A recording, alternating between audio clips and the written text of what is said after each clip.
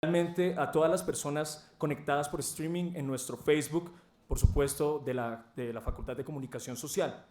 Nuestra primer invitada del club que tenemos el día de hoy es a Susan Comrie, ganadora del Premio de Periodismo Africano CNN, Premio Taco Cooper en categoría de subcampeona, Premio de Periodismo Financiero Sanlam y del Premio del Periodista Nacional del Año del Club de Prensa.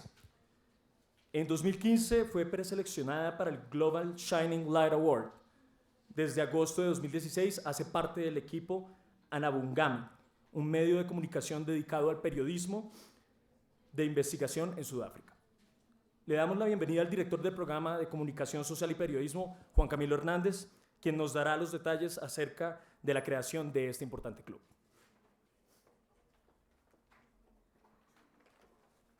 No, sin aplausos, por favor. Esos son para Susan.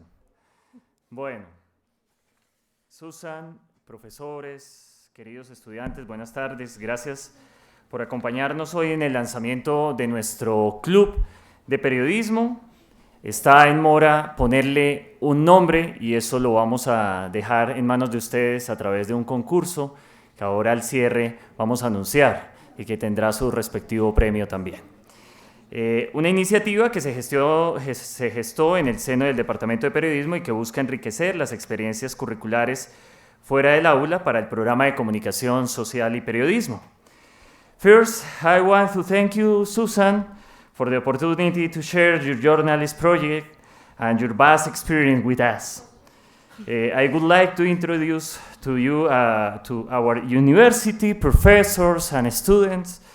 It's real a pleasure and honor to have you in this academic program.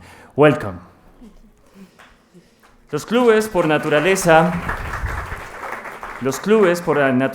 agrupan personas alrededor de intereses comunes como la música, como las letras, el deporte. Los clubes juntan a veces a docenas de desconocidos que tarde o temprano terminan por convertirse en grandes colegas, en estupendos socios y, por qué no, en mejores amigos.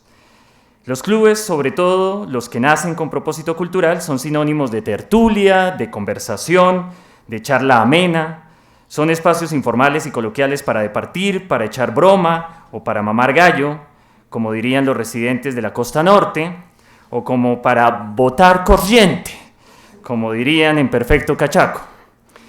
Miren, hay clubes de baile, clubes de lectura, clubes de cocina, clubes de conversación, clubes deportivos, clubes que permanecen a veces en las sombras. Tantísimos clubes.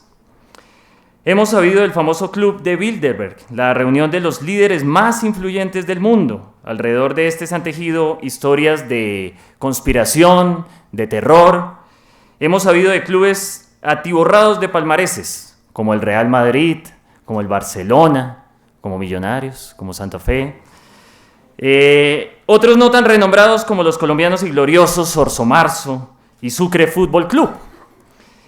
¿Qué decir de la sociedad literaria del pastel de piel de patata? No sé si lo habían escuchado, recreada durante la Segunda Guerra Mundial y como una manera para combatir o para luchar desde las letras contra el nazismo. Pero en este recuento de clubes debo poner un punto y aparte para el denominado Grupo de Barranquilla. De ese sí espero hayan podido escuchar en varias oportunidades. Era una junta, una tertulia de intelectuales. Entre ellos estaban Alejandro Obregón, el pintor, de pronto más o menos conocido o escuchado por ustedes, Álvaro Cepeda Zamudio, estaba también Gabriel García Márquez. Corrían los años 40 y se reunían en la librería Mundo de don Jorge Rendón Herrich para hablar, para conversar, para platicar sobre cine, pintura y literatura. Escucharlos, se imaginan ustedes, debió haber sido un placer, debió haber sido un banquete y, como dirían por allá, debió haber sido sabroso, ¿no? Esos mismos luego se reunirían en el restaurante Bar La Cueva. De hecho, he estado tentado a que llamáramos de esa manera a nuestro club. En el bar La Cueva, de propiedad de Eduardo Vilá, se reunían estos y ahí se sumaron, por ejemplo, las parrandas vallenatas. Se sumaron, por ejemplo, el maestro Rafael Escalona, muy amigo, por cierto, de Gabriel García Márquez. Ahora sí, todavía más sabroso. Cuando a Gabo le preguntaron en una entrevista por qué había escogido a sus amigos de La Cueva, respondió: porque primero, tienen una buena formación literaria. Segundo, porque poseen buen criterio. Y tercero, lo más importante de todo, que de verdad me dicen lo que piensan, así sea muy doloroso. Pues bien, nuestro club de periodismo, del programa de comunicación social y periodismo, quiere ser un espacio para la formación adicional en periodismo, para nutrir el buen criterio y para botar corriente sobre el país, así esto resulte doloroso. Y además debe convertirse en un espacio informal y coloquial para divertirnos con esta profesión a la que considero la más noble. La profesión en la que hay una oportunidad o hay muchas oportunidades para aprender de todo y de todos, de la gente. Y la profesión sin duda más apasionante del mundo, ¿no? Muchas gracias por estar hoy aquí con nosotros en este club de periodismo. Nuestra primera invitada del club de periodismo, Susan Comrie, ganadora del premio de periodismo africano CNN, nos acompaña hoy y tenemos que darle las gracias a Consejo de Redacción que trajo a Colombia a Susan como conferencista del encuentro de periodismo de investigación que empieza mañana en Bogotá y al que, por cierto, algunos de ustedes han deseado acompañarnos y participarán en él. Espero lo disfruten. Le agradecemos entonces a Consejo de Redacción por permitirnos compartir hoy con ella. Gracias también al Departamento de Periodismo en cabeza de la profe Villalba. Gracias por la gestión. Susan nos contará hoy cómo llevó a cabo una rigurosa y sesuda investigación conocida como el WikiLeaks africano. A todos gracias y bienvenidos.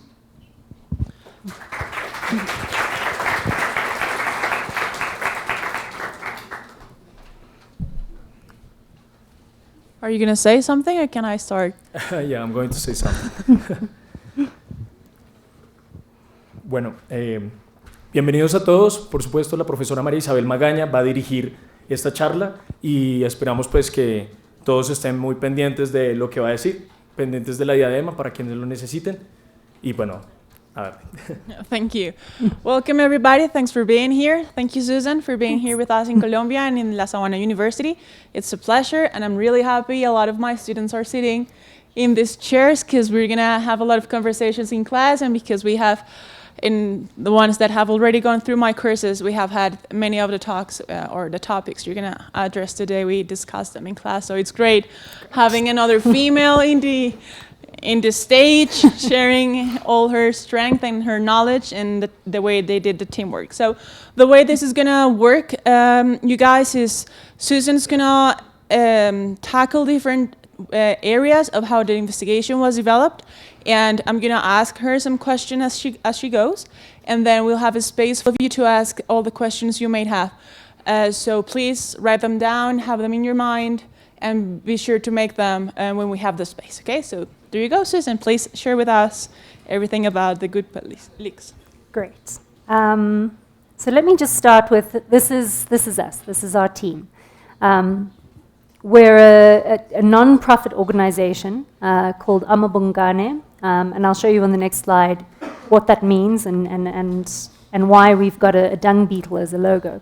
But this is our team. We're 4 full-time journalists, 2 managing partners, and then various admin people. But for a South African newsroom, we're a relatively small organization. We were initially formed as part, a sort of separate unit inside a newspaper in South Africa, and then eventually started the process of splitting away.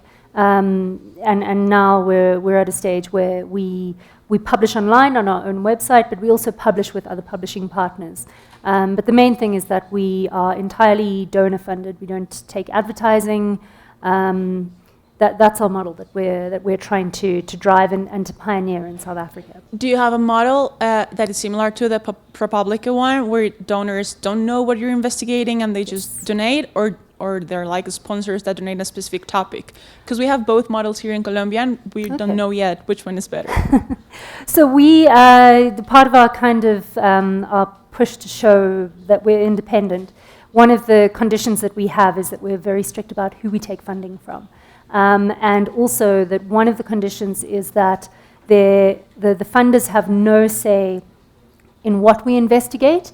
Even if someone says to us, you know, we feel that environmental issues are not getting enough attention, we want to donate to you so that you can investigate more environmental issues. Even in that situation, we have to say we can't take the funding, because even that would, to us, look like someone was directing what we're investigating. So we're quite strict about that. We also don't take money from corporates. We don't take money from organizations, from government organizations either. We've even sort of certain controversial figures in South Africa, we've had to say thanks very much and return the money. But it's a policy that we're feeling out as we go. You know, there isn't another organization in South Africa that's tried it. So, you know, we have to keep adapting the policy and saying what works. Do we need to change this? How do we deal with it when a family trust wants to donate? So, you know, it's not quite making it up as we go along, but we're feeling our way through it. Okay, perfect. So this is who we are. Amabungane. It's a Zulu word. It means dung beetles. And I'm not sure if dung beetles are, if you have them in Colombia, but basically, I mean, so the idea with the dung beetle is that, you know, it takes the dung from animals, it rolls it up and buries it underground, which has a kind of dual purpose of fertilizing the soil and then also helping plants to germinate. And that's the idea of what we do. So our slogan is digging dung, fertilizing democracy. And as you can see, this was a cartoon drawn by one of the local cartoonists in South Africa. That's one of our managing partners, Sam Sol, as a dung beetle, hard at work. And the ball of dung, the shit that's about to hit the fan, is made up of all of the scandals that have been rolled together. The two particular characters here were from the state electricity company, Eskom, that we had been investigating for some time. So this is the investigation that we're probably best known for. It's sort of the reason why I'm here in Colombia, I guess. It's called the Gupta Leaks. It's named after a family of businessmen in South Africa who were able to capture the state. And I'll explain it a little bit later. But effectively what it was a trove of information, a hard drive with around 200,000 emails on it. We're not actually sure how many emails are on there, partly because there were a lot of duplicates that we had to strip out, and partly because the drive, which we were given a copy of, had been damaged. And so at the latest count, the techies that have managed to get hold of the drive for the State Capture Commission, they say that they're up to about 1 million emails, but we've seen, you know, a portion of that, not all of it. So a little bit about, because this is often a question that we get asked, is how we go about finding our stories. And I've put sort of 4 main categories down. I mean, the first one would be the basics. There's a service delivery protests. That we have a lot of those in South Africa, where, you know, protests which can often turn quite violent, where government hasn't delivered services, where there's been corruption within municipalities. So that would be one basic source where we would look for our stories. We would see something happening and we would go and speak to people on the ground and say, okay, you know, so there's been no delivery of houses. Where is the housing budget gone? And we'll start investigating in that way. I mean, the advantage of those types of stories is that you immediately are in contact with real people on the ground. You have real narratives that you know, are not just a nice to have in a story, you know, particularly for quite dense investigative stories. If people don't relate to your stories, they're not going to read them and they're not going to have impact. So that can be a real advantage, starting in that way. But it is often, I've found it's often a bit of a needle in a haystack, because, you can have a protest on the ground. People can know that they're angry because there's been no delivery of houses or toilets or education or whatever it is. They're not necessarily, they're possibly going to be the furthest away from the person who's taken the money. So it can be a very long process, can be very time consuming. And the difficulty for us is that because our mandate is purely investigative journalism, we don't really have the space to tell just the stories which are about, the narrative stories about what's happening in the country, a report back on issues on the ground, the in-depth features. That's not within our mandate. So this is often not our first port of call as a story. Probably the place where we most commonly get our stories is that someone comes to us either with evidence, documents, recordings, whatever it might be, or just with details of an allegation of corruption that's happening. Obviously, those stories tend to be, you can turn them around faster. You've got a far greater chance of that turning into a viable story because you're not having to go and try and find where the corruption is happening. Mm-hmm. There's someone who's standing there and saying, that over there is where the corruption's happening. The problem, of course, is that you don't necessarily know that the person who's pointing you in that direction is giving you the full picture. Yes, that was going to be my question. How do you trust them? So really, it's a really difficult one. I think particularly in South Africa, as the media houses have all been cut down, the budgets have been cut, more and more journalists are relying on this type of investigative journalism, the quick hits that deliver better returns and deliver them faster. The difficulty is that it leaves the entire profession wide open to manipulation. Yes. And particularly in South Africa, where we have, these kind of factional political battles raging the whole time, there's always someone who's willing to hand over a document and leak if it's against someone else. So I think it's definitely, it's a very productive area, but it's one where I think the South African media in general has had its fingers burnt and has had to learn some hard lessons about the dangers of relying too heavily on the person who anonymously turns up with an envelope with five documents in them. And would you do any kind of background check or anything? Because I used to have this journalism teacher who used to say, like, the best sources are like the widowers, the ones that are hurting or have been cheated on, like they are hurting because of something.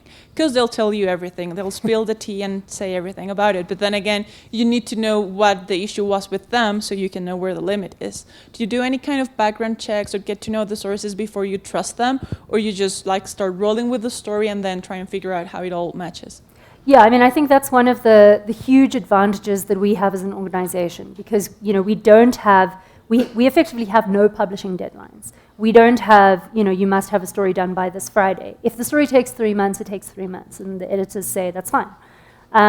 So that really gives us that time to not just rely on one source, but to start approaching the story from multiple angles, developing multiple sources, so that we can kind of cross-reference and check whether the picture that we're being given is the full picture or whether it is a kind of biased view. Yeah, but I must say, having worked before in a kind of more traditional newsroom, I think that's a problem that journalists aren't being given that time. Yes, that is true. The temptation often from editors is like, well, you have the evidence. Why do you want to go and ask questions about it? But that's one of the things that we definitely and sources get very frustrated with us. We've lost a number of stories by saying to them, no, we're not just going to publish.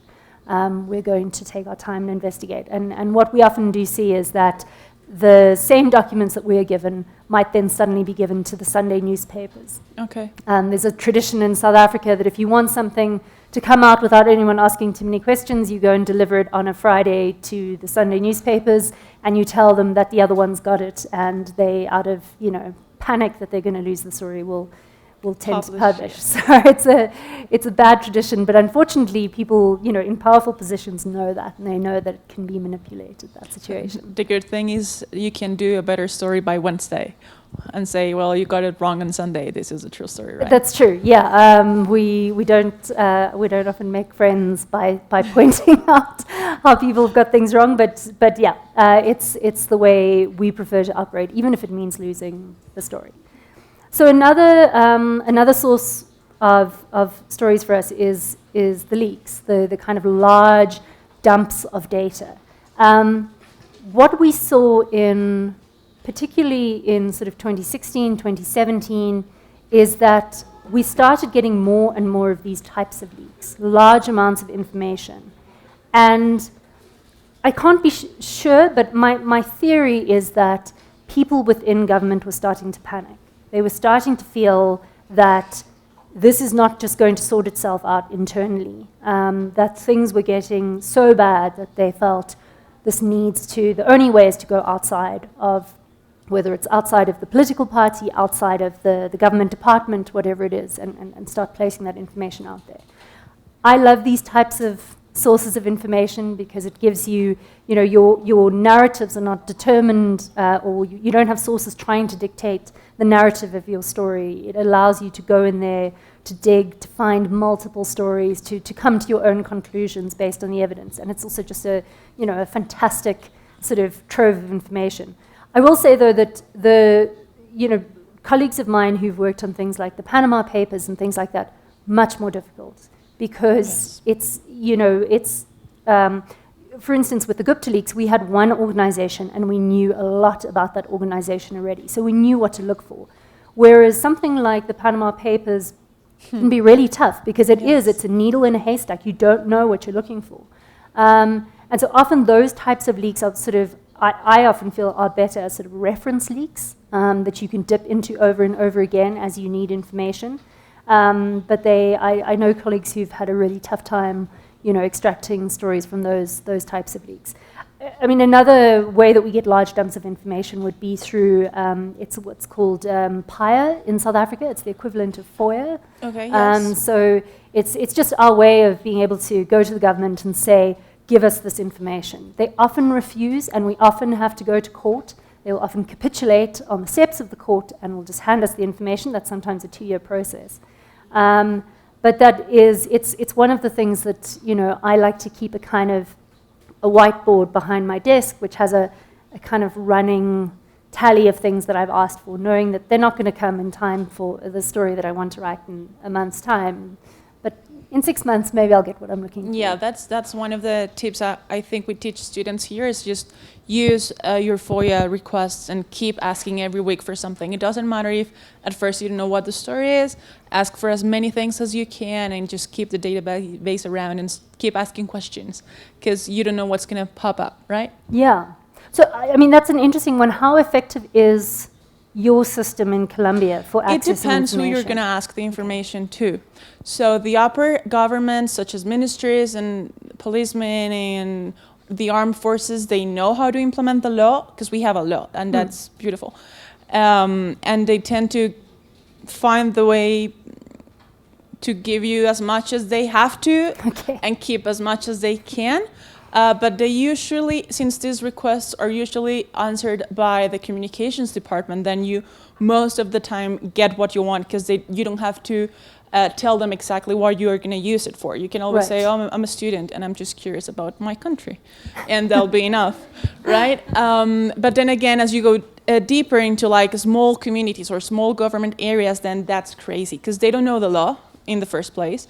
And then we've had for years a policy of I'll keep the information to myself because that's the way I protect my boss or the work I'm doing, and why are you sniffing around asking things that I'm not going to give you. So we are still doing kind of an evangelization issue with this government people or even companies that use resources from the state, saying like, well, maybe you don't know, but we have a law since 5 years ago, and you should give us this. I'll teach you how to. And then there has been in my experience, like maybe 5 cases where information was denied on not a legal basis, and we had the opportunity to go to court, but then the judiciary system in Colombia is just crazy. So if you can find someone else who has the information and can give it to you, then go that way. Because if you go to court, then it'll be maybe 10 years until you get the information. Wow. And Okay. that's not used. But we have been able to get great stories from FOIA requests here, yes. I mean, one of the interesting ones, I think, quite early on in the Zuma presidency was the government tried the tactic with Amabungane where we had requested records of, so President Zuma, at the time, he had a rural homestead which had been built up. I think it was around 260 million rands worth of taxpayers' money had gone into building his private home. And when journalists wanted records of it, they fought the PIA request for a really long time and then decided to just overload us with information and gave us 14,000 pages of documents, which is obviously a terrible idea to do that with journalists, because of course we'll find the time to go through them. Because we now know how to use data in technology to find the questions, right? So unfortunately, I think the government in South Africa is wise to that one. They're not making that mistake anymore, unfortunately. But yeah, it's one of my sort of, I've had a fun 2 years digging through various leaks. I think 40,000 documents are just, that's a mind goal. Yeah, that's amazing. That's great. The last sort of thing around where we would locate our stories would be where we decide that a particular issue or a particular person, a particular company is of such it's of such significance that it warrants a targeted investigation. It's obviously very controversial to do that because you have to kind of police your own bias about who are you deciding to investigate. This guy here, this was a South African company, a sort of darling of the stock exchange. Every pension fund in the country was invested in it. Marcus Jooste was the CEO of this company, Steinhoff. It collapsed in spectacular fashion, taking masses of pension money with it. It turned out there was massive fraud going on inside the company. So this was a case where we felt justified in saying, you know, we don't have any leads, but this is something that we need to investigate. And one of my colleagues, Craig, took it on and spent 3 months and uncovered an incredible amount of information. But very difficult. These, you know, I remember him saying, you know, you start these investigations and you just don't know if you're going to have anything at the end of 3 months to show for it because, you know, you can go knocking on doors and come up with nothing. He got very, very lucky with a couple of sources that provided him with information, but at one point where he was stuck on this story, he actually said, let's put out a call to the public. You know, it's no secret that this company is in crisis. The company was, you know, being investigated. It had, you know, its audited financials had been recalled. There were investigations all over the world. Let's put out a call on social media and say, do you know anything? We are looking for this specific information. We're looking for connections between this person and this person. And he got a lot of new sources that way. It was actually very effective. And do you do this a lot? Like you ask for the collaboration of the public? Yeah, I mean, it's something we're experimenting with. Generally, we will ask on sort of broad topics. So, for instance, I've just published a story around how one particular company was funding the ruling party and was using all of these different means to channel money to the ruling party.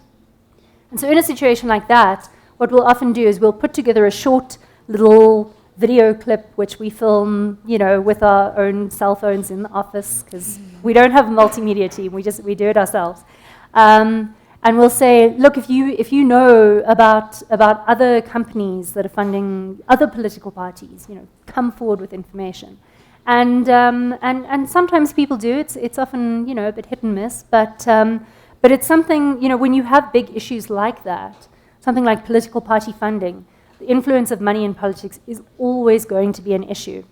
It's something that you can just keep reminding people about and putting up a flag and saying, we're interested in this. And I think that's quite useful. And how do you give the people the assurance they'll be safe when giving the information? Like, do you use PGP keys or do you have like a safe Dropbox? Yeah, I mean, it's we had initially, I mean, PGP is fantastic for kind of, you know, Techie. where we're communicating within the office, and it's quite useful because we have, although we're a very small team, we're spread across 3 cities. So Okay. we do need things like PGP for that type of thing.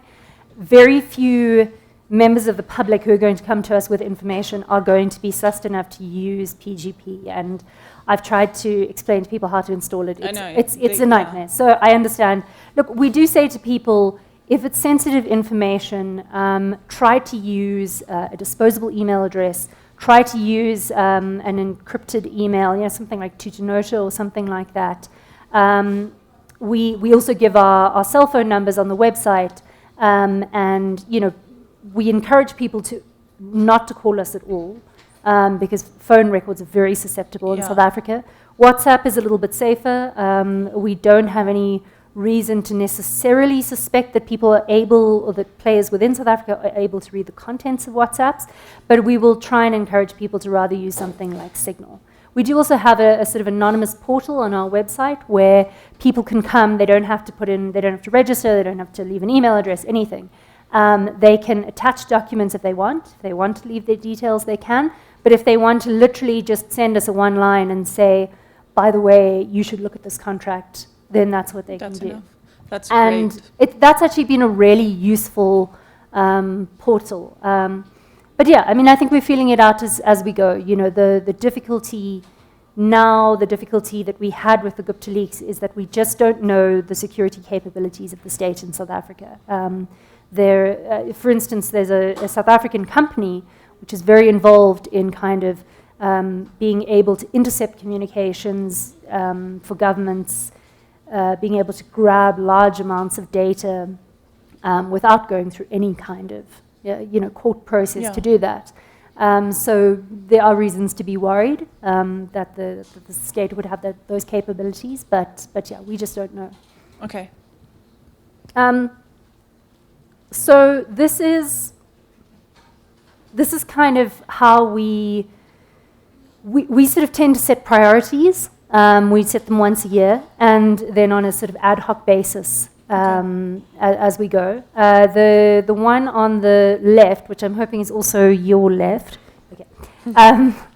is sort of, you know, jokingly referred to as Amabungane's circle of hate, but it's basically just a way for us to say, you know, the stories that fall in the crossover point between these 3 things, between crime, business, and politics, that's really our sweet spot. Generally, I would say that where we spend most of our time investigating is the intersection between politics and business. I would really like to be able to move to the diagram on the right, but the problem is that, you know, politics in South Africa keeps us so busy that unfortunately we're not getting a chance to really get to the environmental stories. But that's sort of essentially how we work, is we come up with an idea of what our priorities are that we're going to investigate. It doesn't mean that you can't investigate something outside of those priorities, but everyone kind of has a sense of what the core issues are that we pursue. So, a bit of context. South Africa, this was our President Jacob Zuma. He was elected in 2009, came into power having very narrowly escaped prosecution on a massive number of corruption charges relating to, the allegation was that he had essentially taken a bribe from a French arms company in order to shield them from prosecution. So he came into power as a kind of populist, nationalist leader, facing huge charges of corruption. And the book, which is on the right, kind of describes it best. I mean, the book was essentially about the people who had gathered around Zuma and who were using his kind of autocratic presidency to extract money from the state. Okay. Now, the term we eventually developed for that, I'm just going to skip one slide quickly, was state capture. I don't know if that's a common term that would be used in Colombia, but I mean, effectively, what it means is it's about the repurposing of the state for private interests, and literally the idea that The state is no longer working for its citizens. The state is issuing contracts, is engaging in capital build projects in order to make certain people rich, and not because necessarily, we need to buy 1,000 trains. Okay. That's sort of the term that we had developed. I don't think we have used that term before in the media. I don't think we've seen it, but I think we could use it with other projects for sure. And yeah, I think we have examples of it. I suspect, it's a common enough phenomenon, even if it's not kind of called by the same term. So the key kind of architects, and the important thing is that these guys were not the only ones who were engaging in state capture. There were a number of people who had sort of gathered around, kind of financial backers that had gathered around the president. But these guys had really perfected the art of it. These are the three Gupta brothers who had come to South Africa in the 1990s from India, and who had initially started by selling shoes, and then had developed an IT company and had sort of built an empire with this IT company. The guy on the right is Salim Essa, who essentially, he's a South African guy, but he essentially became the fourth Gupta brother. Okay. That he was so well integrated into their empire. Now the Guptas had made a smart decision. When they came to South Africa, they had used politics, they had started quite early on using politics to kind of build their businesses. But in 2008, they spotted an opportunity. Zuma, before he became president in 2009, had briefly been fired by the then president, Thabo Mbeki, because of the corruption charges that he was facing. Against him, like he was part of the government and then fired. He was the deputy president and was fired. So what does a deputy president do in South Africa? Because we don't have that figure here. Oh, okay. I mean, look, it's a good question. It depends on the deputy president. They can do quite a lot. They can be the sort of enforcer, the person who runs around and gets stuff done, depending on who the president is. But they can also just be a sort of purely ceremonial figure. And I think we've kind of had, we've had options. We've had both. What kind of deputy was Zuma? Like more of a go all hands on deck, or more? No, I mean Zuma. He's an incredibly, and we saw that recently because he recently had to appear at a commission of inquiry. He's an incredibly paranoid, scheming kind of an individual. I'm not quite sure how best to put it. He had been, during apartheid, he had been the ANC's chief of intelligence. Okay. And he brought that mentality with him to government, that mentality of kind of spy versus spy. And effectively, in 2008, you had this factional battle which was ripping apart the ANC, with Zuma and the then president going in opposite directions. But anyway, the Guptas had spotted an opportunity. Zuma was out briefly in the political wilderness, and they saw an opportunity, knowing who Zuma was, he was not going to just quietly retire. He was going to find a way back in. But at that point, he had very few friends in politics. And the Guptas decided to befriend him. And the way that they did that was by befriending and going into business with one of his sons. And we could actually see that one of the things that we did at one stage was to get the share registers of all of the Gupta companies, which, we have a process in South Africa that you can go and request the share registers. Do you have to pay for them? You don't have to. Well, they can make you pay 100 Rand per share register. Most companies don't know that they can do that, so they just kind of give you the share registers. It's an incredibly archaic system because they are not contained in a central database somewhere. They are literally contained in handwritten books, which are kept at the company's premises. It is insanity. We have, and they're handwritten. Handwritten. So you have no idea how accurate they are. No one has another record of them. I've once been told when I submitted one of these by the president's lawyer that there was a fire in his office and the share register was destroyed. So anyway, but one of the things that we did was to get the share registers of all of the Gupta companies, and we started tracking how had Duduzane Zuma, the president's son, how had his rise in the company correlated with his father's rise politically? And what you could see was entirely there was a direct correlation. as Zuma, got back into power, as he became president, they just started cutting him into more and more and more deals, until effectively he became, one of their major shareholders in deals. From what we can tell, he didn't pay for any of the shares. He was simply gifted the shares. The interesting thing, though, is that they were very clever to always structure the company so that he never had direct controlling interest of anything. Okay. He effectively was a puppet. Yeah. a pretty but not terribly engaged part of the conversation. So this is, a lot of this was actually published before I joined Amabungane. This was when Amabungane was still part of the Mail and Guardian newspaper. And I think by 2016, when I joined, we had published 65 stories on the Guptas, investigative pieces, about their manipulation of the state, about how they were cutting Zuma's family members into deals, about how there was even a case where they were kind of bankrolling Zuma's wife's house that she bought, one of his wives. And we built up this very complex picture of who they were. Now, I mean, the first story that we published was in 2010. And then the Guptas were just kind of one of the many people who were circling around Zuma. But it became apparent by 2016 that, these people were...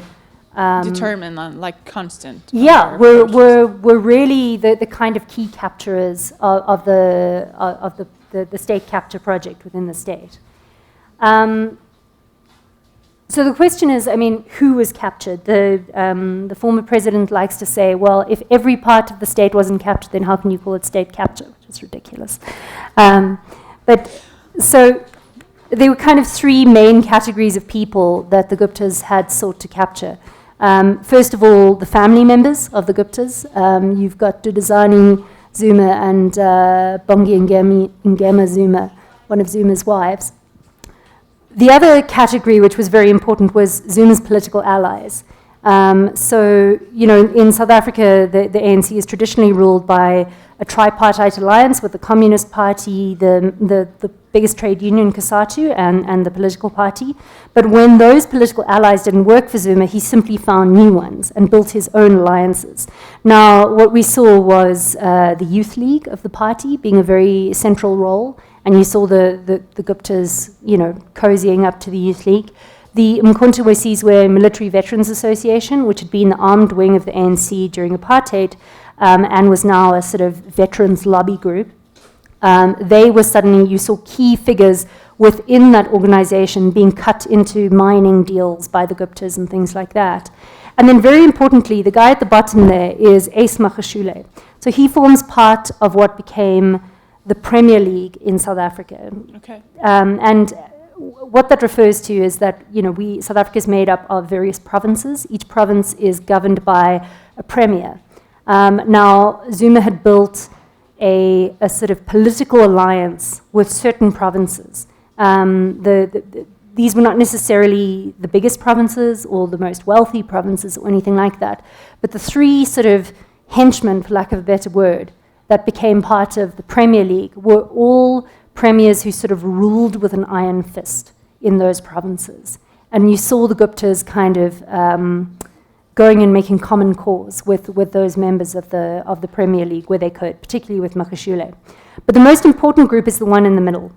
And it's made up of government ministers as well as the CEOs, CFOs, and chairs of South Africa's state-owned companies. Okay. Now, the reason that was so important was because, South Africa's state-owned companies are the biggest companies in the economy. Eskom, the electricity provider, employs something like 48,000 people. It's massive. Transnet, another which runs our trains and effectively then also runs our mining industry because we need those trains for the mining industry. Were very important parts of that. But there's some other key figures in there as well. David Mahlobo, the intelligence minister, that was an important part. The mines minister, very important as well.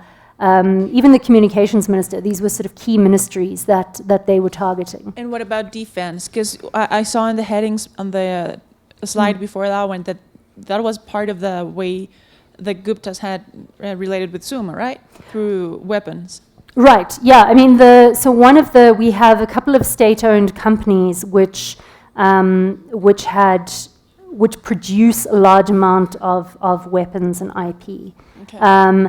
They had really focused their attention there rather than on the military itself. The military itself in South Africa has largely stayed out of politics. It's very apolitical, luckily. So the focus really was on where are the contracts that one can get. And that's really why the state-owned companies became so crucial to the kind of capture project. So, I mean, if a couple of things to kind of describe of how, what does a captured state look like? So one of them was that you had massive capital projects in these huge state-owned companies being channeled towards companies that had either were Gupta-owned or where the Guptas had inserted themselves as gatekeepers, as middlemen with the companies. A very crucial part of the state capture project, though, was to shut down the investigative capacity of the state. So Zuma had come into power, having these corruption charges hanging over him, and he kind of systematically went about shutting down every part of the state that had the ability to investigate him or his allies. And so that meant the NPA, the prosecuting authority, that meant the Hawks, which is our elite police crime-fighting unit, SARS, a very, very important part of the equation, which is our revenue services, had started launching investigations into, tax investigations into some of these key figures. That was a key area that needed to be shut down. And then also the intelligence services, which could then be co-opted into investigating, Zuma's, his critics and his enemies. We also saw under the Zuma years a lot of very repressive legislation coming through. We were luckily able to push a lot of it back, but one of the worst was the secrecy bill, which had effectively it would have imposed prison sentences on anyone being in possession of a government document which was labeled top secret, secret, or classified. So any whistleblower will be in jail for sure. And any journalist. Okay. At one point the proposal was so ridiculous that if you as a journalist were in possession of a document that was labeled as classified, you were required to go to a police station, hand it over, disclose who your source was, and if you refused to do so, then you could face a jail sentence of, I think it was up to 10 years or so. Oh my God. So that was the kind of legislation that we saw coming through. We saw attempts by the state to start classifying certain things as national key points, which again, this was legislation that was used by the apartheid government, by a police state effectively, to control citizens. And we saw this type of legislation coming through. One of the other interesting dynamics, though, of the captured state was that one of the things the Guptas had very cleverly done was that they had started their own TV channel and their own newspaper. These weren't going to be profitable enterprises. They just weren't particularly well run, but they didn't need to be. They were happy to... They were just PR. They were PR, and they offered such a useful outlet to the government because, what it allowed...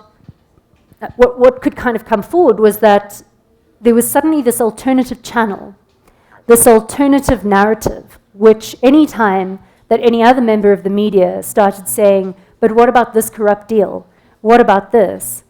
Government ministers could simply go, they wouldn't answer our questions, but they could go onto the TV channel and get a soft landing and be allowed to kind of spout these conspiracy theories about, how the media was out to get them, the media were agents, the media were various X, Y, and Z. And it really created the space for a kind of alternative facts universe to start to develop, which is something which we're grappling with now in South Africa, even though the Guptas are now out of the country. But just like to circulate it all, it seems like, and correct me if I'm wrong, but like Zuma was trying to build his own dictatorship in a way, right?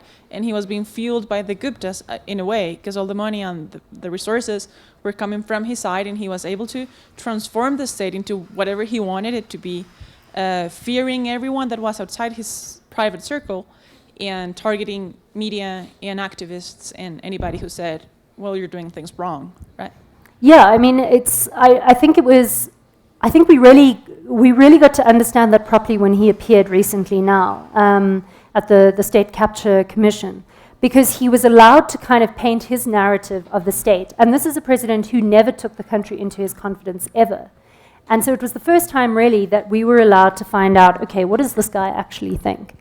And the picture that he painted was completely bizarre. He said basically his story is that towards the end of apartheid, various kind of domestic intelligence services as well as foreign intelligence services had gotten together and had decided that he could never become president. And everything that had happened since then, every time that he'd been accused of corruption, everything was part of this evil plan which had been put in place by these intelligence services.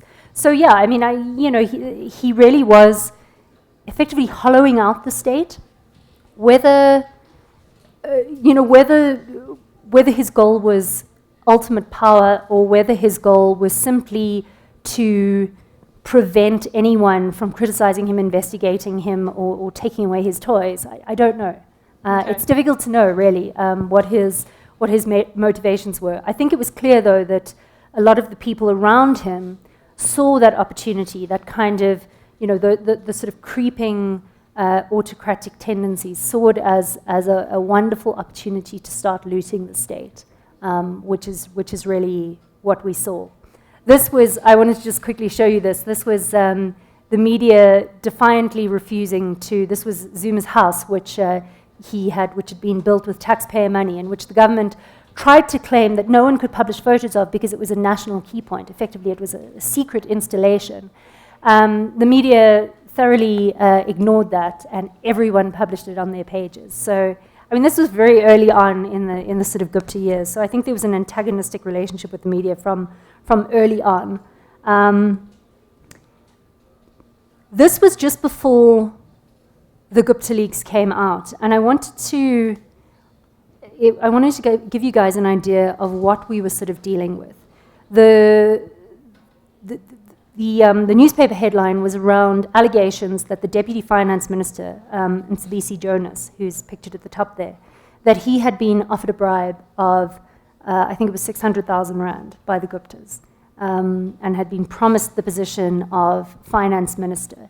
Now, the quotes below there are, those did not come, we didn't know those at the time. Those would come out later after Zuma had stepped down, when he testified at the State Capture Commission. So we knew that things were bad. We knew that they were this bad, the dark heart of state capture. We had no idea how bad it was, though. And that's something that we really only discovered later. But just for the benefit of translation, I'll just quickly read them to you. So this was Jonas testifying, and he said that the Guptas had said to him, "You must understand that we are in control of everything. The National Prosecuting Authority, the Hawks, the intelligence agency, the old man," which is a reference to the president, "will do anything we tell him to do." They then went on to say to him, "Do you know who you're dealing with? You think this is illegal? It's legal. Look, at the moment we make 6 billion rand from state companies. We want to grow it to 8 billion rand, and Treasury is our stumbling block to our growth." And then at the end of the meeting, he says that they said to him, "This meeting didn't happen. If you say anything to anyone, if you suggest this meeting occurred, we'll kill you." So this is them summoning the Deputy Finance Minister of the country to their house, their personal house, and saying to them, "The Finance Minister is about to be fired. We'll make you Finance Minister, but you've got to agree to play ball with us." Okay. And that's what they wanted. I mean, essentially, at this point in South Africa's history, we were on the verge of signing an absolutely massive nuclear deal with the Russians. It was something which had been rammed through. It was very clear that there was a preference for the Russians, and it would have bankrupted the country. And the only thing standing in its way was Treasury, because Treasury could say, "Look, you can't sign that contract because it doesn't conform to regulations around public finances." And so this was their bid. What happened after this was that the finance minister was fired anyway. Jonas was not made the new finance minister because he refused. and the currency tanked overnight. Wow. What we later found out was that one of the companies, which was intimately linked with the Guptas, had actually bet against the currency. They knew that the finance minister was going to be fired. They knew it would send the currency into free fall, and they were able to do that. It's quite a complex story around bonds and things like that. But if it's ever something that you're looking at around currency manipulation, it's a good case study of how this type of thing can happen. So this was effectively where the story of the Gupta Leaks started for me. I didn't actually know that it had started months before. But I was, in May 2017, I was asked by my editor to come and meet him on a rooftop parking lot in a shopping mall in Johannesburg. And we had to put all of our cell phones, laptops, anything digital into the car and then go and stand in the middle of the roof. And what he told me was that we had been given a hard drive. And this is not the actual hard drive, but this is essentially what it looked like. This does actually have a copy of the leaks on it now. So the story that he told me was, look, we have this hard drive. We were working with another company, Daily Maverick, and we were going to process this information. And he gave me an idea of what was on there. And it was things like how, the Guptas were able to, we had government ministers sending draft legislation to the Guptas to ask them if they wanted to change anything in the draft legislation. We had evidence of these massive prepayments being channeled to the Guptas. It was everything that we thought, and it was much, much, much worse. And effectively what they said to me was like, okay, look, do you want in on this? It's quite dangerous because as soon as, if anyone finds out we have this information, it's going to make us a target. It's going to make every individual who has this information a target. And they said, look, if you want to walk away and not be involved, we will completely understand. But obviously, I said, no, of course I want to be involved. But I mean, it was a genuinely, quite a scary situation because we just didn't know. We didn't...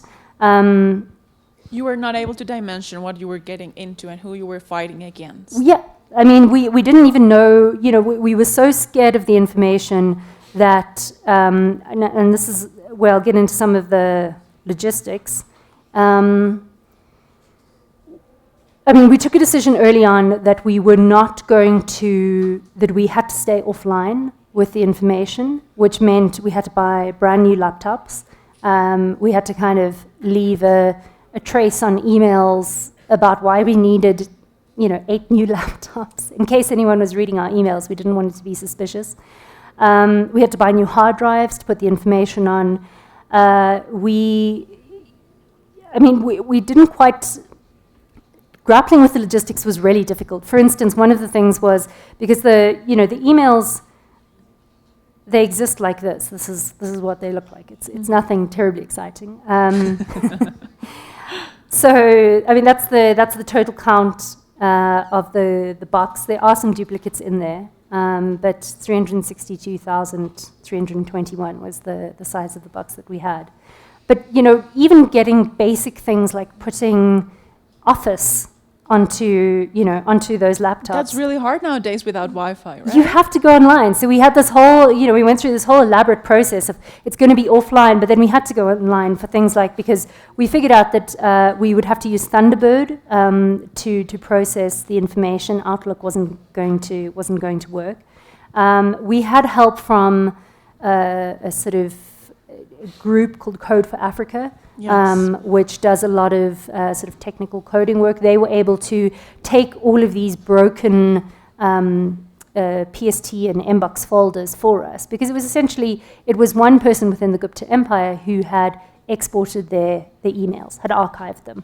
And so we had all of these boxes that had to be brought together, turned into a single thing, and then put into a format that we could access. So, and I mean, look, one of the problems that we faced as well is that we had no experience in dealing with such a large amount of information. And because we were so paranoid about going online, we couldn't go online and start searching, how do you process large amounts of data? We couldn't even call up, companies that do that to say, can you help us? Yeah. We had to sort of learn as you went. we had to learn as we went along, and we really were limited to essentially control F searches. Oh God. This is what most people think is like, did you have some amazing tech? No. I think this is great that you bring it to light, because my data students now, they're starting to work with Excel. It's the first time they've been doing that, and they were so frustrated last week because they were like, this is so hard on the data and getting the formulas in. And I mean, it's great that you say that most of the work is not nice, it's messy, it's hard, you have to do things you wouldn't like. It's not like a very interesting Hollywood movie. It's more like you in your laptop having coffee in your PJs trying to figure out why this is not Excel. working. Yeah, I spend more time on Excel than anything else. It's embarrassing how much time I spend on Excel, but it is amazing. It's when you're going to grapple with large amounts of information, you've got to make peace with Excel. So keep your hearts up, my dear students. But I mean, so this is essentially what we were dealing with, is we couldn't go through the information email by email. We couldn't start on email 1 and go down, because we wouldn't know the significance of what we were looking at. And, a lot of it is complete rubbish that's in there. Because the person whose email box we had was a sort of mid-level, not one of the brothers. He was kind of one of the enforcers. But he was really a sort of mid-level management person. He was also the CEO of one of the divisions, one of the companies.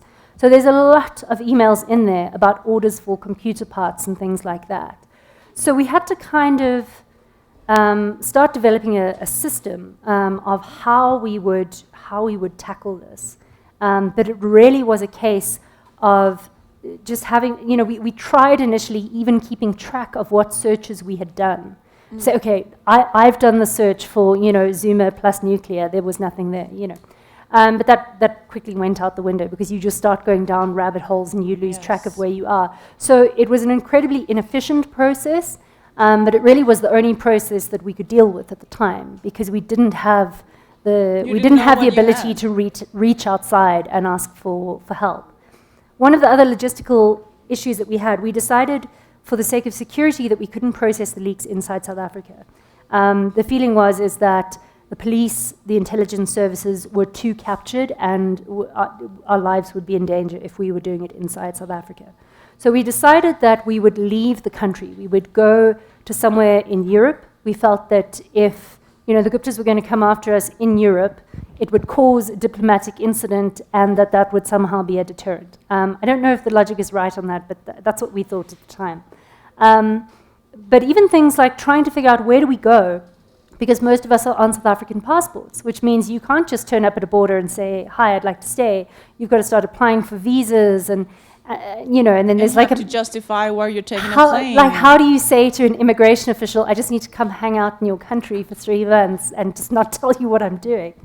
So eventually we decided that we would go to Ireland, because it's one of the only places in the EU that South Africans can turn up at the border. And it has great beer for those long nights of Excel, right? Feels like there would be advantages, yeah. Although, what we decided that we would do is we would rent a house. We wouldn't be allowed to tell anyone where we were going. We would be able to go once a week into a big city and contact home, but that would be the only contact that we would have. And there are real complications with that. I mean, we were allowed to tell our immediate partners what the plan was, because they obviously needed to know. But trying to explain to my mum why she can't contact me for 3 months it was going to be a nightmare. We also had, there's the issue of secrecy. One of the problems is we couldn't, because we couldn't communicate, even over encrypted messages or emails, we had to wait, because our managing partner, Stefans, and the editor of Daily Maverick, Branko, both of them were in Cape Town. Now, when they needed to meet, they had a secret code. They would send each other a panda emoji, and that would be their code for, like, we need to meet in the park in 15 minutes. And if you didn't make that meeting, you would just schedule another one. But we didn't have that ability, so we had to sit and wait in Joburg until one of them flew up and then could tell us what was happening. And, I mean, it was about a week before we were meant to leave And we didn't know at that point that we were a week away from leaving. We had no idea. But Branco they had found a house in Ireland. They had made the payment for us to go and stay there for 3 months. There were going to be like 9 of us going. Luckily, the payment bounced because it was too big, or there was some issue with the credit card. Because that night, a source of mine let slip that there was something very big coming the next day in the Sunday newspapers. And what was coming, I'm going to come back to this, but what was coming was that both Sunday newspapers, a portion of the leaks had been given to the 2 Sunday newspapers who ran with it straight away.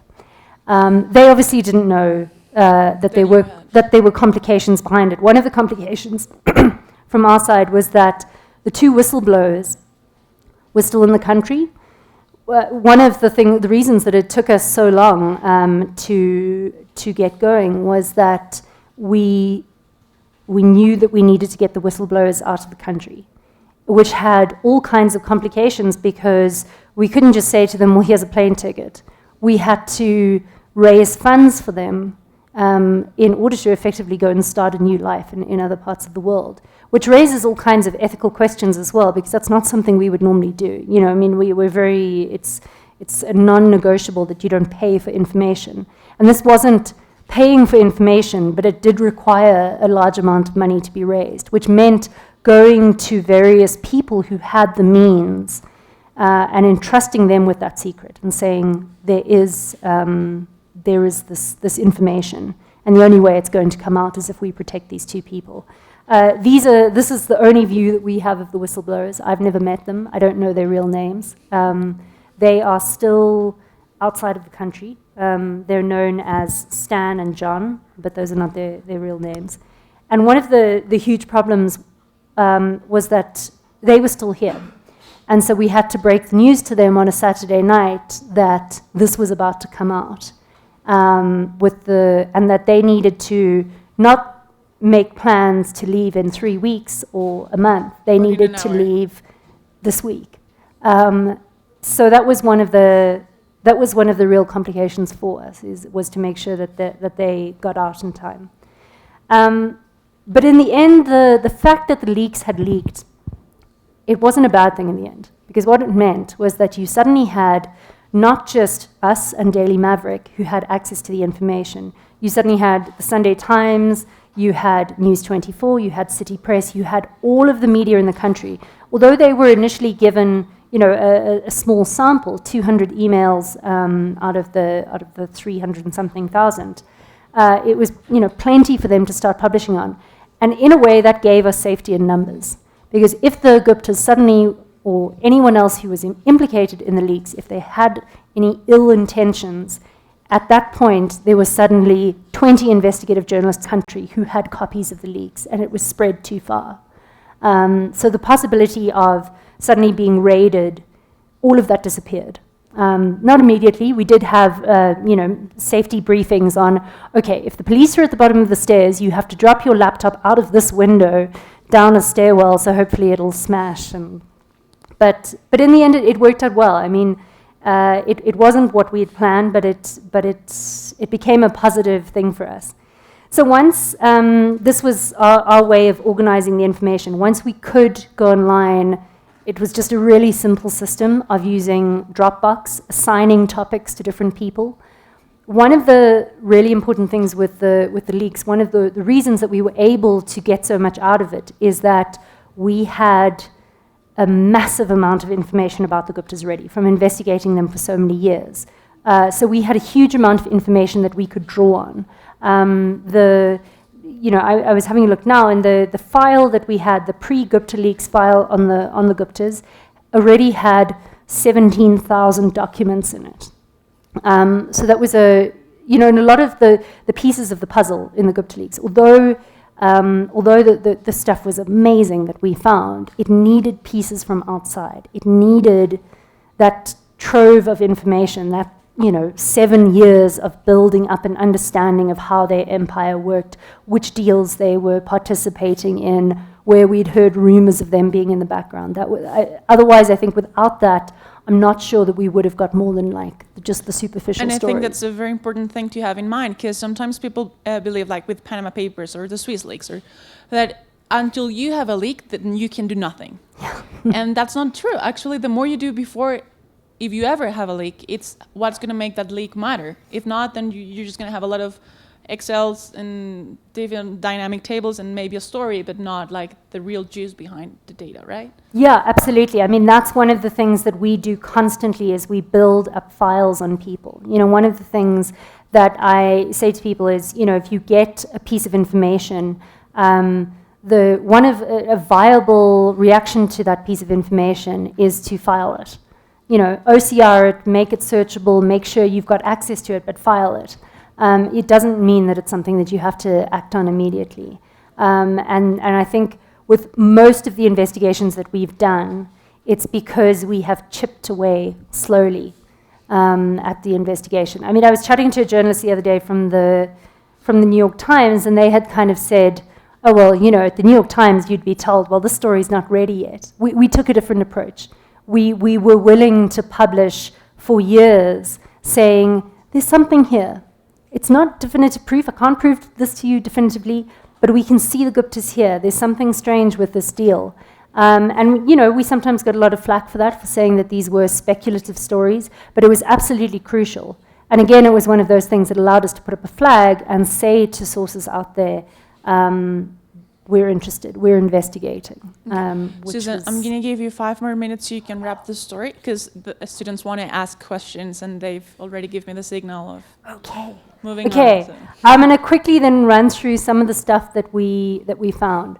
So this was one of the biggest finds in the leaks. One of the documents that we found was a business development agreement between a complete non-entity in Hong Kong called Tequesta, and the largest rail company in the world, China, well, it's now called CRRC. At the time, it was China Northern China South Rail. They had bid for contracts with Transnet. The contracts were worth, I think, around 25 billion rand. The kickback, which we could see from this spreadsheet, and this is one of the amazing things, is that the Guptas kept incredibly detailed records. They kept spreadsheets because they needed to keep track of all their money. This detailed what the kickbacks would look like. The kickback alone on this, and we say kickback in inverted commas, it's a commission fee, it's a kickback, was 5.3 billion rand out of these 3 train deals. This was just a small detail I wanted to show you. You know, there were a number of anonymous email accounts in the Gupta Leaks that we couldn't identify who the person was because they were very careful not to leave traces. But there were ways of doing that. One of the most prolific ones was this one, infoportal@zoho.com, businessman. If you look at number 3A, 3B, and number 3, you can see this was effectively how we identified that Salim Essa was behind that particular email address. Because what had happened was that Infoportal had sent a letterhead to one of the Gupta lieutenants. If you look at the metadata on that, we could see that Salim Essa had authored the letter. We could see what time he had authored it, 1 minute before it was sent. And we could see that it was a letterhead for a company that he had owned. Now, the likelihood of someone being able to author that document and send it within that minute and there be multiple chains, it's just not realistic. So it was things like that where we were just using basic things like metadata just to extract information out of the leaks. This was some of the things that we found. Hotel bills for the Oberoi Hotel in Dubai. We were able to see, I mean, the people here, you've got the CFO initially of Transnet and then of Eskom. You've got the guy who was in charge of coal procurement at Eskom. You've got the president's son, the chairman of Denel, the arms company, and the then CEO of Transnet. All of them were making these pilgrimages to Dubai. And no one knew. No one knew that they were turning up there. But what we could see was that the Guptas were being sent the bills for all of these trips. We could also see where chauffeurs were being arranged to pick these guys up and take them to the Gupta's house in Dubai. Another thing that we were able to see was how key people within state-owned entities. They were using their private email accounts to send confidential documents to the Guptas. One of the examples here, you had Machela Koko, who was involved with coal procurement in Eskom, sending a message saying, please give, it's to the boss, the fight begins. And it's kind of one of those questions of like, who was the boss that he was referring to? Who was the boss that he was reporting to? This was another very important discovery that we made in the leaks. This diagram was pieced together from a mammoth number of Excel spreadsheets, which the Guptas had used to keep track of their money laundering operation, how money had been moved from what was meant to be a project to benefit impoverished farmers in the Free State. It had been laundered through just about every trick in the book and through a wide range of different companies in Dubai. And what it had been used for was to pay for the Gupta's niece's wedding. So, you had money that instead of going to farmers had essentially ended up being spent on chocolate truffles and silk scarves. The reason I put KPMG there is that this is essentially why KPMG in South Africa took such a massive hit. They were auditing these companies, and not all of them, but they should have seen enough to know what was happening. And to they know didn't say anything. they didn't. They later half the partners in the firm resigned over this, and they agreed to return the money. But I mean, effectively, the damage was Already catastrophic to KPMG. They lost all their government business. This was another type of thing that we would find, fake invoices being generated to move money along the train. And when you go into these invoices and you say, here's a company which has one employee and is supposedly buying computer services from Sahara, the Gupta's company, for 122 million rand, well, that's a problem. These are clearly fake invoices, and all they were designed to do was to pick up the money from one of the state-owned entities and under the guise of commissions and then disguising it as IT services, move it along the train to its ultimate destination. This was another big find in the leaks, the global software company SAP. Very important, what we found there is that they were, again, business development fees. They were using these kind of, this company in question was a company that sold 3D printers. Okay, It's 50% owned by the Guptas. And they were the contracts that they were signing with them was saying, if you get us this contract, this government contract, if you are the effective cause, we will give you, initially it was 10%, it was then increased to 14.9%. And through that system, they ended up paying over 100 million rand to these Gupta companies. Now, when we went and questioned SAP and said to them, what was this company doing that they were going to get you this contract?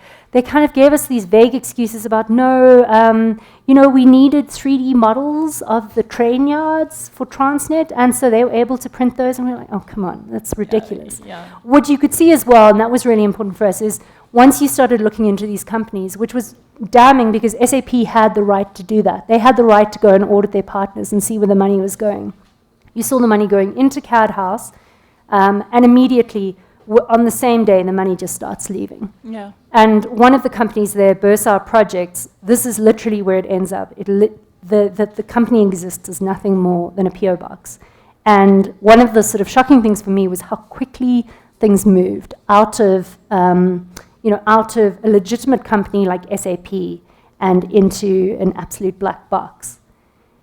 This was another important thing that happened during the Gupta Leaks time is Bell Pottinger, the UK PR firm, they had come up with a campaign to divert attention away from criticism of Gupta's, criticism of Zuma, by drawing attention to the fact that South Africa is still massively defined by race, that there is still, the initial phrase was economic apartheid, which is a reality in South Africa. Race still determines so much of one's opportunity. The problem is that the Guptas then took that and ran with it. This was a pretty weird one. For some reason, the Gupta trolls had an obsession with the idea that I was having a love child with my editor, Sam, which was really weird. But this was the type of thing that we saw. The media suddenly we were being branded as right-wing agents, as agents of white monopoly capital was the kind of chosen phrase, of Stratcom. Stratcom was a particular reference to the apartheid government's use where they had planted agents within media houses in order to manipulate the narrative against the struggle. So it's a very damning thing to start calling someone that. You're essentially saying that you're an apartheid agent. Now, I mean, this stuff was weird, and it was. People quickly called it out on Twitter. I don't know if we have time to very quickly play that town hall video. Probably, if you turn the sound down, I'll carry on talking over it. But it sort of had kind of knock-on consequences in the real world. We had people coming and protesting outside our offices, although they actually got the wrong office. They went to another media house, which was kind of funny. But kind of coming and protesting and saying, why are you investigating the Guptas? Why aren't you investigating, white-owned companies and things like that? So it kind of became part of the narrative. This was a town hall event that we had just to tell people about the leaks, to share information, that we had a group of protesters turn up and start kind of disrupting the event, pushing people around. It was a pretty weird sort of time.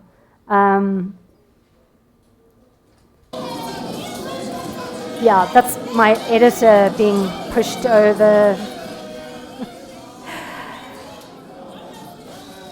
But effectively, and this is kind of one of the legacies that survived after the Guptas. So even though, eventually the Guptas disappeared, they had tapped into something so real in South Africa. They had tapped into the kind of raw racial nerve in South Africa.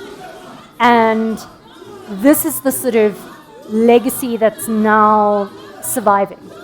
We're now seeing, those same strange memes about how, we're agents of white monopoly capital, how we're apartheid spies, that kind of thing. We're seeing those same memes being used again. And part of that, which you can cut it there. Part of that, I'll just very quickly. Although one of the things is that eventually, that's a list of the companies that were eventually implicated, as well as all of the ministers and government people. I'll come back to that later. What we saw, despite all of the kind of propaganda that was thrown at us, was that there was a massive surge of public support. There were public protests calling for Zuma to step down. And eventually he did. Eventually he was forced to step down on Valentine's Day last year, which is the best Valentine's Day gift I've ever received. We had a new president who was sworn in, Cyril Ramaphosa, and we have a number of commissions of inquiry that have been set up. We had parliamentary commissions of inquiry, we had the State Capture Commission, the Empati Commission, all of these commissions that are now tasked with investigating what happened. And I'd like to say that that's where the story ends, but of course it doesn't, because what we have seen, if 2017 was the year of state capture, 2018 was the year of what was termed the New Dawn, 2019 has become the year of the fight. And effectively what's happening is that the people who were implicated in state capture have formed a kind of coalition of the wounded, and are sort of starting to push back. And we're seeing the same attacks coming back again. We're seeing the same social media attacks coming back at us. The poster on the right, that was a book which one of my colleagues who'd worked on the Gupta Leaks had written about one of the members of the Premier League. He'd written a book exposing massive corruption that Ace Magashule had been involved in. The youth league of the ANC, the youth league of the ruling party, organized an event to burn the books. So that's kind of where we're at the moment. We're seeing a massive populist surge in South Africa. We're seeing a kind of social media being dominated by trolls and by bots and by sort of actors who seem intent on polarizing the country. And it's a strange place to be in, and it's kind of making us go back and reassess, where are we? It's making us redraw the circles and say, what is the shape of the new fight that we're facing? And that's really where we are. Similar situations in all of the countries. But I want to give the word to the students. So anybody who has a question, you can pose the question in Spanish if you prefer, and we'll translate it for you. Or if you want to do it in English, that's fine too. So anybody that has a question, please raise your hand so you can be handed the mic. Are we going to give them this one, or do you have one for No, they're good. Should I I have... en español, como quieras. English would be Como better. quieras. En español mejor, creo que es un poco más cómodo para todos. Tengo dos preguntas. La primera, hablamos de periodismo investigativo, pero suena un poco redundante, ¿no? Porque todo periodismo debería ser investigativo. ¿Qué diferencia realmente el periodismo investigativo? ¿Cómo determinamos qué es periodismo investigativo y qué es periodismo normal? Sí se puede determinar. Y segundo, ¿cómo contar las historias de periodismo investigativo? Creo que es muy importante no solo que investigar, tener los datos, las fuentes, sino cómo transmitir esa información. ¿Cuál es como tu approach a esa situación? Okay, so the question is a little bit long. So the first one, he was talking about the investigative journalism, and he wants to know why it's so, sometimes contradictory in the way that the investigations are taking place. So he wants to know how to do a good investigation journalism, or to be part of it. The first question, right? So, yeah. The term investigative journalism, because Yes. journalism should Is what determines the difference, or what determines what is actually for you. Yeah, I think it's a very good point, and it's a debate that we always have, because it is difficult to say that's not an investigative story. I tend to think that, and I mean that's why we do a lot of training with journalists across Africa and in South Africa around providing investigative tools and techniques, so that people can start to incorporate them into journalism wherever they are, whether they're in a newsroom and their title is not investigative journalist, to sort of put those best practices of journalism in place, and to start incorporating some of the really interesting and quick techniques that investigative journalism can kind of offer. But yeah, I mean, I think one of the things that we also grapple with is we've gone through a period where it was enough to put the information out there and trust that people understood why it was so important. For a variety of reasons, partly because there's massive corruption fatigue in South Africa, it's harder and harder to get through to people. There's also a kind of, we're pushing up against kind of alternative narratives that don't like the narrative of corruption, and that want to kind of say, no, the media is corrupt, you're paid. So I think we are finding it harder and harder to really reach people and get across. One of the things that we are spending more and more time doing is to learn the skills to learn better narrative skills, to write better. Because, we have too often been criticized of like, this is a really important story, but I'm not going to read 8,000 words of technical detail. I think one of the things that we've tried to do as well is to try and remove some of the forensic detail from our stories. We've always felt it's so important that we tell everyone every single thing that we found. What we have now on our website is a little feature that we've added called an evidence docket, and essentially, unless a piece of evidence is very sensitive and we can't publish it, we put that piece of evidence into the docket. And so we can take it out of the story.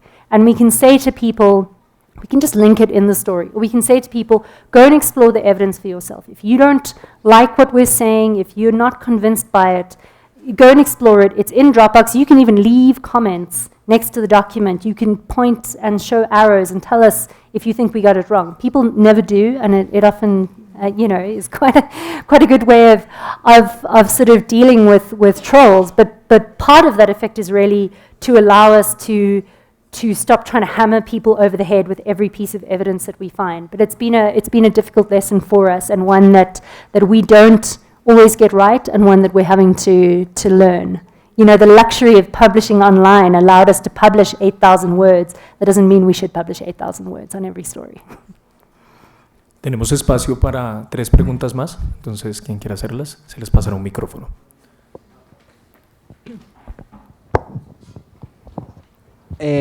Hi. Well, my question is, in terms of investigative journalism, how do you work in the topic without violating the laws of the country? Because it could be a little contradictive, I think, if in terms of, for example, corruption, because sometimes when people try to hide things, you need to violate their privacy, but it's part of the law and the rights. So how do you work in those terms? I think a lot of the time it tends to come down to ethical issues rather than legal ones. We're very clear in terms of what we can and can't do legally. We can't access people's phone records, we can't access their bank accounts. That's off limits. We do, if someone gives us copies of bank accounts, we can use them. But we, provided that we haven't commissioned someone, asked someone to go and, to dig for us.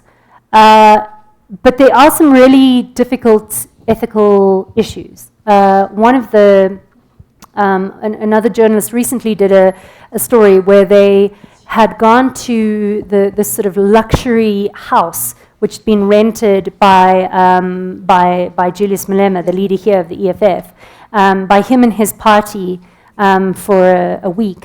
And she went and dug through their rubbish to find what had come out of it. And it was one of those stories that really polarized people. Older journalists tended to say, hey, when I was, a cub reporter, we were told the first thing you do is you go and dig through people's rubbish. There were a lot of people who felt that was completely unethical. But it did unearth some interesting sort of information. I mean, I think one of the things that we were able to satisfy ourselves with the Gupta Leaks is that the information had not been obtained illegally. It hadn't been hacked. I mean, the details of exactly how it was obtained, that still hasn't come out, and hopefully it will in due course. But that made it a lot easier for us because we had legal opinions from our lawyers who could say, you're in safe territory, they're in safe territory. I'm trying to think of some other examples, but I mean, look, there are laws which we are willing to break. Technically, in terms of the National Key Points Act, we can't go and take a picture of a power station.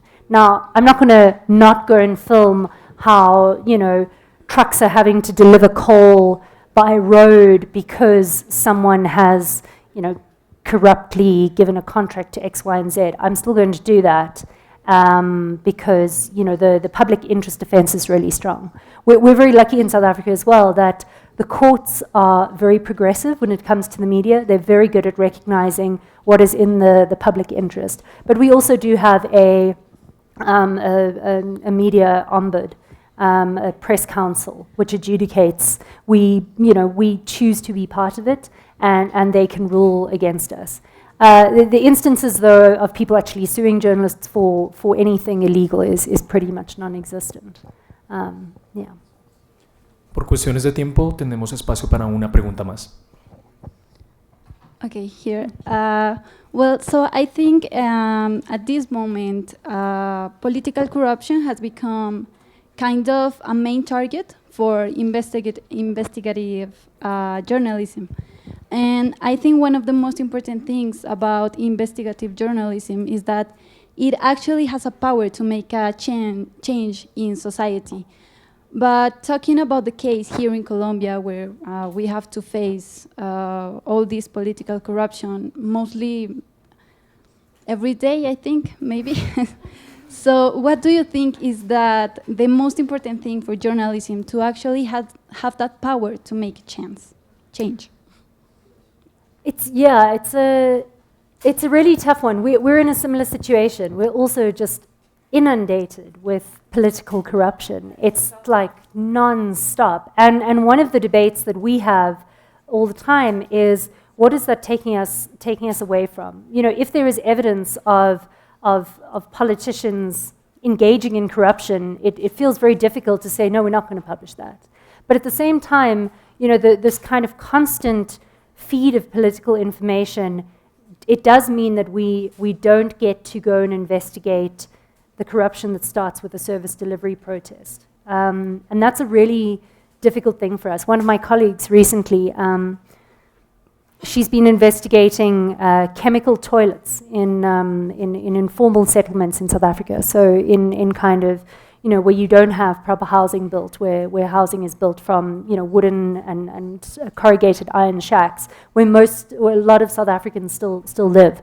And, you know, she went to go and investigate because there were complaints about this contract for issuing of portable chemical toilets. Turns out that there actually was massive corruption, and it led very quickly back to political corruption. But, you know, the people that she was speaking to when she was going into these townships were saying, look, you don't understand how long we've been complaining about this. We've written letters, we've written to the media, no one cares. We're at the point where we're going to set stuff on fire just to get attention, because that's the only way you guys are going to come. So, I mean, look, I think it's a difficult balancing act for us, and I don't know that we've figured it out.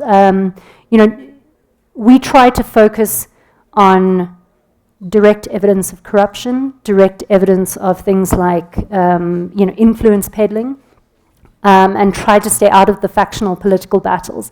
But one of the things that really concerns me is how much of the media's space is taken up by political infighting in South Africa, and I would imagine that you guys face a similar kind of dilemma. Oh, it's the exact same way. We have a very polarized country because of political parties, and most of our headlines on our news media space is about this one said that one, and this politician has been sued, and all that fight and corruption gets in the way. But then again, if you're tackling what this guy said and this guy said, then you have little time to go to the Amazon forest and see how cocaine is just poisoning our rivers, for instance, you know? So yeah, that is true. I think we don't have more time for questions, or are we good? Actually, yeah, we don't have more time. Okay, so thank you, Susan, for being here with us. I think it was a beautiful and very informative and wonderful conversation we had with you. It's always great to have great journalists as you talking to us and giving all of these young minds ideas on how to do things and how to not settle and how to try different ways to tell stories. And I want to thank all of you for being here and bearing with us despite the language difficulty, but I think it was a great opportunity for all of us to learn, and we hope this club becomes something we can all learn from and explore more, and of course all of your ideas and proposals are more than welcome, and I bet Juan Camilo will be more than happy to have all of your ideas come to him to figure new ways to give this club a bigger life. So thank you for being here with us, and we hope to have another chat soon. In name of all students, Susan, thank you very much for coming here. It's a really privilege to have, you know, a really good journalist. And of course, a todos, muchísimas gracias por hacer parte de este evento. No sé si me saltó el protocolo del señor decano, que agradecerles a ellos, a Manuel González, al director de programa de comunicación social y periodismo, Juan Camilo Hernández, a la jefe del departamento de periodismo, Angélica Villalba, a la profesora del seminario de datos y especialista en el tema, María Isabel Magaña, al consejo de redacción, al equipo de producción, al traductor Edward Helbing, y por toda su colaboración. Hasta luego. Les recordamos que la salida es por el lugar por donde ingresamos. Thank you. Y no olviden devolver su